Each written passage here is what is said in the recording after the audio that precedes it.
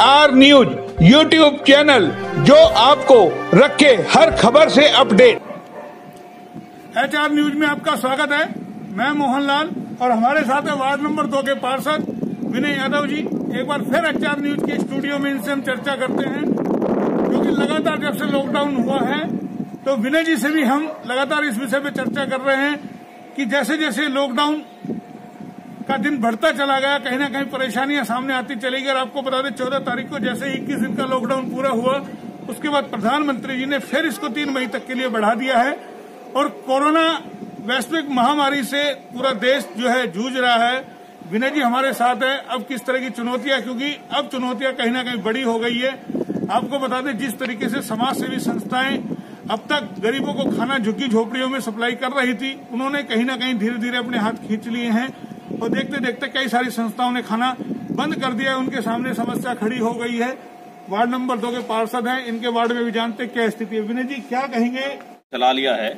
और मैं आपको एक और बात बताना चाहूंगा कि मेरे वार्ड में सबसे कम संख्या रही है लोगों की जिनको सरकार की तरफ से भोजन, जो गीला भोजन जिसको कह रहे हैं, या बना हुआ भोजन मुहैया कराया गया है। तो मैं इसके लिए भी अच्छा एक संकेत मानता हूं अपने लिए। पर जैसे जैसे लॉकडाउन का समय बढ़ रहा है, लोगों के घर से राशन खत्म होता जा रहा है। गरीब आदमी हैं, उनके घर में अब राशन बढ़ाने के लिए नहीं है। मैं बार बार पीछे भी यही मांग कर रहा था सरकार से कि इस तरह की पॉलिसी बनाई जाए।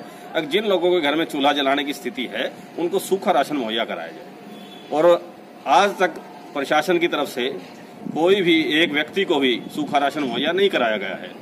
3-4 बार लोगों के सर्वे भी हो चुकी, कागज भी लिए जा चुके हैं। पहले हमें कहा गया प्रशासन की तरफ से कि पार्षद लिस्ट बनाकर लाएं किन किन को भोजन की आवश्यकता है। वो लिस्ट पता नहीं कहाँ गायब हो गई। उसके बाद फिर से लिस्ट बनाई गई वार्ड के अंदर अन्य समाज सेवी संस्थाओं के द्वारा, उनका भी अब तक पता नहीं कि वो लिस्ट कहाँ गई। फिर लिस्ट बनाई गई, एक बार पता चला BLO या आंगनबाड़ी वालों की ड्यूटी लगाई गई है, उन्होंने लिस्ट दी है अभी 5-6 दिन पहले। उसको खत्म करके अब पिछले 3 दिनों से फिर डोर टू डोर जाकर BLOs की ड्यूटी लगाई गई है कि वार्ड में घर घर जाकर डाटा इकट्ठे करें। और उसके अंदर क्या है, अब सभी के डाटा लिए जा रहे हैं, चाहे वो हरे राशन कार्ड वाले हैं, चाहे पीले हैं, चाहे गुलाबी हैं, चाहे वो वार्ड में यहाँ के स्थायी निवासी हैं या बाहर से आकर कोई किराए पे रह रहे हैं। अच्छी बात है, पर ये जो समय जो वेस्ट किया जा रहा है प्रशासन की तरफ से, मैं मानता हूँ कहीं ना कहीं ये गलत चीज है। क्योंकि जो लोग जिनको सुविधा चाहिए थी, केवल उनके आंकड़े इकट्ठे सरकार को करने चाहिए थे और उनको जल्दी से जल्दी सुविधा मुहैया कराई जानी चाहिए थी। ये स्थिति कहीं ना कहीं निकल के आती है। लेकिन कहीं ना कहीं वार्ड पार्षद होने के नाते आप लोगों के पास विनय जी ज्यादा चुनौतियां हैं। लोग शायद आपको झुग्गी झोपड़ियां कितनी, अगर हमें आपसे आकलन करें पूरे रेवाड़ी जिले में कितनी झुग्गी झोपड़ियां होंगी, आपको नहीं लगता इतनी सारी संस्थाएं जो खाना बांट रही है, अनुमान ये लगाया जा रहा है कि 15 से 20 हजार लोगों को रोज खाना रेवाड़ी जिले में खिलाया जा रहा है। तो आपको नहीं लगता कि पूरे रेवाड़ी जिले की अगर हम एक बात कर ले तो 5-7 हजार से ज्यादा झुग्गियां नहीं होंगी? और आपको नहीं लगता कि प्रशासन कहीं ना कहीं तमाम समाज सेवी संस्थाएं जो मिली, उनको ये रोज करने की बजाय रोज खाना बनाना, हलवाई लगाना, उसकी वजह सूखा राशन अगर वितरित किया जाता तो ज्यादा आसान होता, समय भी बचता, लोग परेशान भी नहीं होते। क्या लगता है कितना फायदा उससे होता? देखिए, मुझे नहीं लगता 5,000 भी झुग्गियां रेवाड़ी जिले के अंदर, यहाँ शहर के अंदर हमारे यहाँ है। क्योंकि लगातार आपने पीछे देखा होगा कि जो भी झुग्गी वाले थे वो भी बार बार ये डिमांड कर रहे थे कि हमें सूखा राशन दिया जाए बनाने के लिए।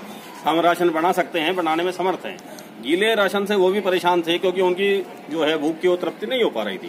क्योंकि मैंने पीछे भी बताया था कि सबका अपना खाने का नजरिया, स्वाद जो है अलग अलग तरीके का है।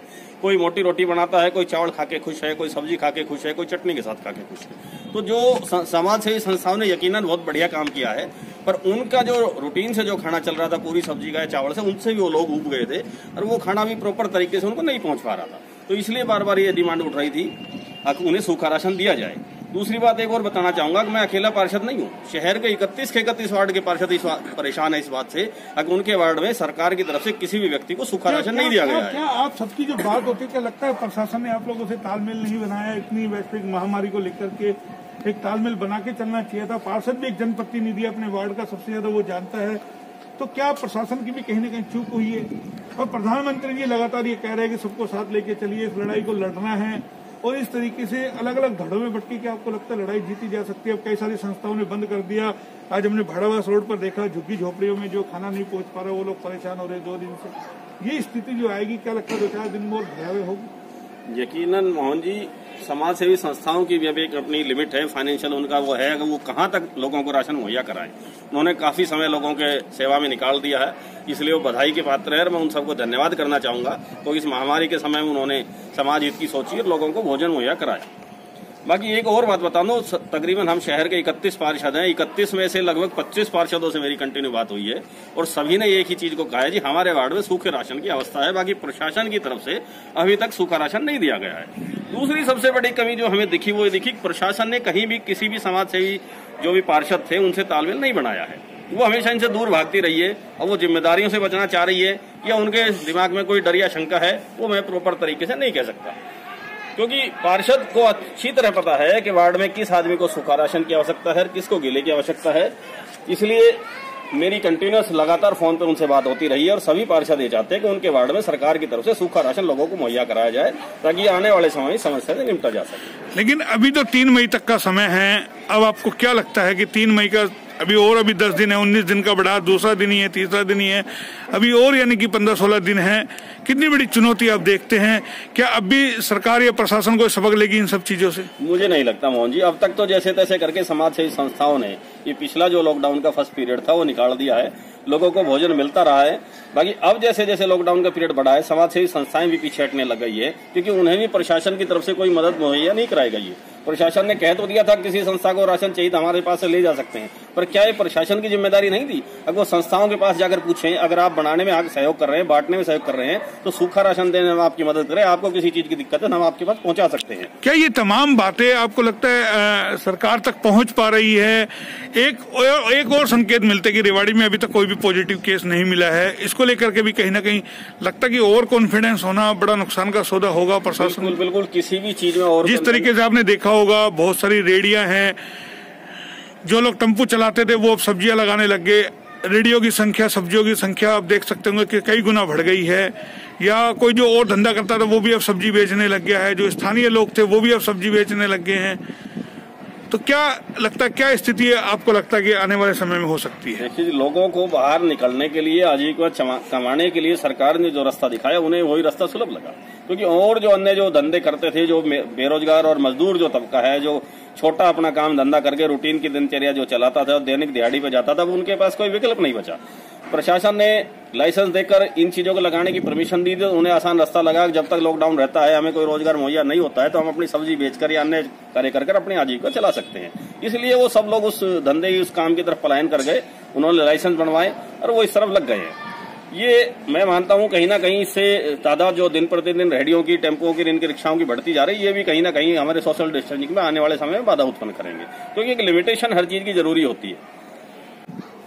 विनय जी, अब आपसे एक और सवाल करते हैं कि पूरा देश इस वक्त वैश्विक महामारी से जूझ रहा है, हम ये जानना चाहते हैं क्या आपको लगता है जब हम ये लड़ाई जीत लेंगे, या बड़े बड़े जो सुपर पावर देश हैं वहां जिस तरीके से आज हालात है, 2-2 हजार लोग रोज मरने लगे हैं, एक प्रलय हम इसको कह सकते हैं, क्या इसके बाद हम कुछ सबक ले पाएंगे या जो हमारी तृष्णा है वो कहीं ना कहीं खत्म हो पाएगी या बदलाव आएगा? आपको लगता है कहीं कुछ इस दुनिया के अंदर कुछ बदलाव देखने को मिलेगा? नहीं, मुझे नहीं लगता, क्योंकि हमारा जो मनुष्य प्रवृत्ति है वो अपने लोभ के हित वशीभूत होकर हम कार्य करते हैं।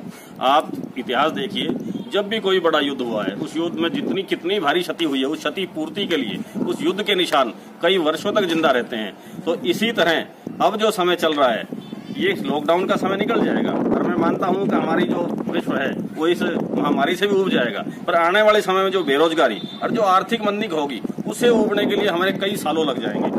नहीं, आपको लगता है यानी कि जो ये वैश्विक महामारी आर्थिक मद्या कहीं ना कहीं उसका ज्यादा असर होगा? बिल्कुल होगा। अभी तो हम कहीं ना कहीं इस डर की वजह से घरों में छुपे बैठे हैं। अब किसी तरह ये हमारा जो लॉकडाउन का पीरियड है समय निकल जाए, हमारे देश से ये जो महामारी का जो वायरस है ये खत्म हो जाए, उसके बाद जो समस्या आएगी, उद्योग धंधे बंद हो गए हैं, उनको करोड़ों का नुकसान हो रहा है और वो उद्योग धंधे कहीं ना कहीं मजदूरों की छटनी करेंगे, क्योंकि उनके पास उतना वेतन होगा नहीं वो आर्थिक रूप से लोग मजदूरों को दे पाए। तो कहीं ना कहीं ये जो बोझ होगा वो गरीब तबके और मध्यम वर्ग को ज्यादा आने वाले समय में नुकसानदायक होगा। तो अब ये बताइए, आपके वार्ड में क्या स्थिति है, आप लोगों के सामने क्या चुनौती है? क्या जो झुग्गियां हैं या जो गरीब तबका है उनकी हालत ज्यादा खराब है, उनको राशन चाहिए, खाना मिल नहीं पा रहा, समाज सेवी संस्थाएं धीरे धीरे किनारा कर गई, अभी लॉकडाउन के काफी समय बाकी है, क्या लगता है स्थिति क्या है? मेरे वार्ड में अब तक जैसे तैसे करके समाज सेवी संस्थाओं ने उनको भोजन मुहैया कराया है, पर अब संस्थाओं की जो स्थिति है वो मुझे नहीं लगता कुछ और ज्यादा समय तक लोगों की सेवा कर पाएंगे, क्योंकि उनकी भी अपनी जो आर्थिक स्थिति थी वो कहीं ना कहीं कमजोर हो गई। जहां से वो चंदा लेके आते थे, डोनेशन लोग देते थे, वो बंद हो गया है। और अब जो वार्ड के लोग थे जिनके पास राशन था सूखा, जैसे तैसे गरीब मजदूर गरीब आदमी ने अपना 15 दिन गुजारा किया, 20 दिन गुजारा किया, और वो हमारे पास आके कहने लग गए कि सरकार द्वारा हमें आर्थिक मदद कब दी जाएगी, कब हमें सूखा राशन दिया जाएगा। आज मैं सुबह जब वार्ड में बाहर रोड के ऊपर खड़ा था तो कम से कम 5-6 परिवार के एक मुखिया जो हमारे से आके मिले और उन्होंने कहा जी विनय जी हमारे अब तक थोड़ी सी पड़ोसियों ने मदद करके जैसे तैसे करके हमने काम चला लिया था, कुछ राशन की व्यवस्था हमारे पास थी, इसलिए हमने किसी को परेशान नहीं किया, ना प्रशासन को। आपको नहीं लगता दिल्ली सरकार ने जैसे किया उनके अकाउंटों में पैसा डल जाता है, जैसे दिल्ली सरकार ने दिया है 5-5 हजार रुपए गरीब परिवारों के अकाउंटों में डाल दिए, जैसा लगातार केजरीवाल ने इस चीज पे पूरा फोकस रखा, मीडिया के टच में रहे और गरीबों को पूरा ख्याल जिस तरीके से रखा गया कि लोग घरों से ना निकले, नहीं लगता यहाँ सरकार कहीं ना कहीं चूक कर गई? हरियाणा में अभी तक किसी को बीपीएल का भी राशन नहीं मिला, और जो गेहूं आपने पिछले दिनों देखा होगा वो भी कैसा सड़ा हुआ मिला। मोहन जी हर स्टेट की स्थिति अलग अलग है, दिल्ली की स्थिति वहाँ की भौगोलिक और आर्थिक स्थिति अलग है, हमारे हरियाणा की अलग है। यहाँ बहुत से लोग ऐसे हैं जो बीपीएल के कार्ड जिनके नहीं बने हुए, हरे कार्ड हैं, बाकी वो यकीनन आप मानिए अगर वो मजदूर तबके से बिलोंग करते हैं और उनकी स्थिति भी वैसी नहीं है कि वो खुद राशन खरीद के खा सके, क्योंकि वो बेरोजगार हो गए और वो स्वाभिमानी आदमी। अब तक तो जैसे तैसे करके उन्होंने राशन उनके घर में था, जो पैसा था जेब से उसे काम चला लिया, पर अब स्थिति वो आ गई है ना तो वो कहीं से अर्निंग कर पा रहे हैं, ना काम धंधे पे जा पा रहे हैं, और अब वो ना मांग पा रहे हैं श्रम की वजह से किसी संस्थाओं से या लोगों से, तो वो चाहते हैं कि सरकार की तरफ से उन्हें राशन मुहैया कराया जाए। तो अब आपको लगता है जिस तरीके से भी आपने पहले हमें बताया कि पूरी रेवाड़ी की अगर हम बात करें तो 5-7 हजार की है, और जो तमाम संस्थाओं ने जो खर्च किया वो करोड़ों रुपए में आता है, नहीं लगता अगर ये तमाम संस्थाएं मिलकर एक बैनर पे आती, प्रशासन एक पूरा सिस्टम बनाता, झुग्गियों में जो रोज पूड़ी सब्जी और आलू की बजाय अगर सूखा राशन जाता तो 2-2 हजार रुपए का राशन सबके झुग्गियों में डल जाता और 1.5-2 महीने तक काम भी आता, और इतना खर्चा लफड़ा वगैरह जो है सारा वो बचता है, इतने लोग हरेस हो रहे हैं, इतनी गाड़ियों का तेल फूक रहा है, नहीं लगता वो ज्यादा बेटर है? उसकी सबसे बड़ी कमी मैंने आपको मोहन जी पहले बताया था, जो जनप्रतिनिधि थे उनसे किसी तरह का तालमेल प्रशासन ने नहीं किया।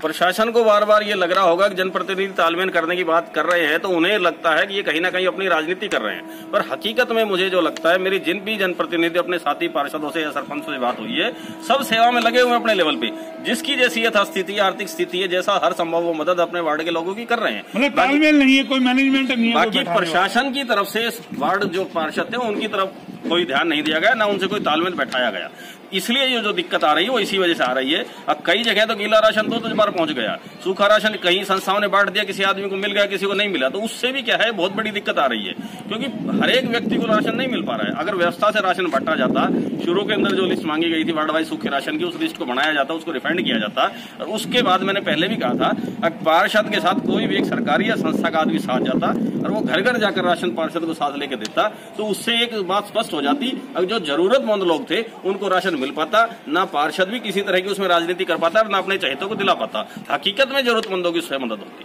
तो देखिए ये विनय यादव जी थे वार्ड नंबर 2 के पार्षद, और ऐसे बहुत सारे पार्षदों के भी HR न्यूज को फोन आ रहे हैं। आपको बता दें हंसनगर से जो रामोदर छावड़ी भाड़ावास रोड पर जो वार्ड है वहां से भी हमारे पास उनके फोन आए थे, उनका भी यही कहना था जो ये BLOs हैं उसमें भी पार्षदों को लिया नहीं गया है, उनसे कोई सलाह मशवरा नहीं किया गया, तमाम जो एक बूथ बनाए जा रहे हैं, तो जाहिर है कहीं ना कहीं ये जो आपसी गैप है ये प्रशासन के लिए बड़ी चुनौती है। और अब आपको बता दें जैसे जैसे लॉकडाउन का समय बढ़ता जा रहा है, लोगों के सामने रोटी रोजी का संकट खड़ा होता जा रहा है। कई सामाजिक संस्थाएं हैं जिन्होंने पूरी तरीके से अब जो अपना बंद कर दिया है, जैसे घंटेश्वर मंदिर है उन्होंने बंद कर दिया, अनाज मंडी में जो 2-2.5 हजार लोगों का खाना बट रहा था, तो ऐसे करके जब 10-12 हजार लोगों का खाना जाहिर संस्थाओं ने बंद कर दिया है, तो एक प्रशासन के सामने भी आने वाले समय में बड़ी चुनौती है। अब देखने वाली बात ये होगी किस तरीके से प्रशासन निपटता है। फिलहाल पार्षदों में इस बात को लेकर के बेहद गुस्सा है कि जो इतनी बड़ी महामारी के अंदर उनको दरकिनार कर दिया गया, उनके वार्ड के अंदर जो स्थिति खराब है अब उन्हें अपने लोगों से जवाब देते हुए नहीं बन रहा है। कैमरा पर्सन पंकज के साथ मोहनलाल, HR न्यूज रेवाड़ी।